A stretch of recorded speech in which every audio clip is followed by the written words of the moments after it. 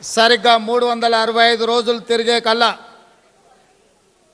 మీ అందరి సహకారంతో ముఖ్యంగా ఎన్ఆర్ఐ మిత్రుల కుటుంబాలు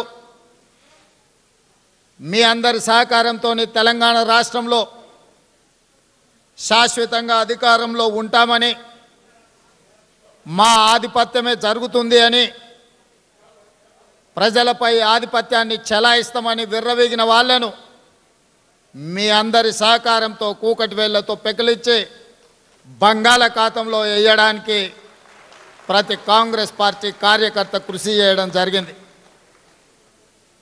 యాదృచ్ఛికంగా అయినా ఈరోజు న్యూయార్క్ పక్కలోనే ఈ సమావేశాన్ని ఏర్పాటు చేసుకున్నాం. న్యూయార్క్ నగరంలో స్టాచ్యూ ఆఫ్ లిబర్టీ ఒక్కసారి చూసినప్పుడు తన కాళ్లకు తెగిన బానిస సంకెళ్ళు, తన చేతిలో ఒక వెలుగులు నింపే ఒక టార్చ్ కనిపిస్తుంది. ఇవి దేనికి సింబాలిజం అంటే, బానిస సంకెళ్లను తెంచుకొని స్వేచ్ఛా వాయువులను పీల్చుకోవడానికి సంకేతంగా స్టాచ్యూ ఆఫ్ లిబర్టీని న్యూయార్క్ నగరంలో నిర్మించడం జరిగింది. ఈరోజు సరిగ్గా డిసెంబర్ 3, 2023 నాడు తెలంగాణ రాష్ట్రంలో తెలంగాణ ప్రజలు తెలంగాణ తల్లి బానిస సంకెళ్ళు తెంచి తెలంగాణ ప్రజలకు స్వేచ్ఛను ప్రసాదించి తెలంగాణ రాష్ట్రంలో ప్రజా ప్రభుత్వాన్ని ఏర్పాటు చేసే అద్భుతమైన తీర్పును డిసెంబర్ 3 తారీఖు నాడు ఇవ్వడం జరిగింది.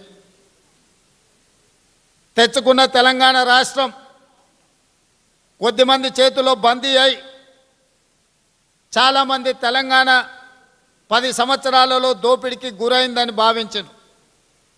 నేను కూడా ఈ 10 సంవత్సరాలు ప్రతిపక్షంలో ఉండి ప్రజా సమస్యల మీద పోరాటం చేసినప్పుడు తెలంగాణ రాష్ట్రం ఒక కుటుంబం చేతిలో దోపిడీకి లోనవుతున్నదని భావించిన. కానీ ముఖ్యమంత్రిగా బాధ్యతలు చేపట్టి 8 నెలల పరిపాలనలో నేను చూసింది, నాకు కలిగిన అవగాహన, 10 సంవత్సరాలు దోపిడీ కాదు, 100 సంవత్సరాల తెలంగాణ విధ్వంసం జరిగింది.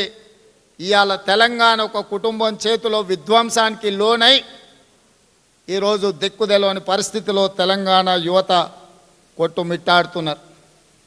అందుకే 8 నెలల్లో మొదటి 90 రోజుల్లోనే ఈ తెలంగాణ ఉద్యమం ఏ ఉద్యోగ ఉపాధి అవకాశాల కోసం ఉవ్వెత్తున లేసిందో, వందలాది మంది బిడ్డలు ఆత్మ బలిదానాలు చేసుకొని తెలంగాణ రాష్ట్రం సాధించినరో, వాళ్ళ ఆకాంక్షల మేరకు తెలంగాణ రాష్ట్రంలో ప్రధానమైన నిరుద్యోగ సమస్య మీద ప్రత్యేక దృష్టి పెట్టి 90 రోజుల్లో 30,000 ప్రభుత్వ ఉద్యోగ నియామకాలు నిరుద్యోగ యువకులకు ఇవ్వడం ద్వారా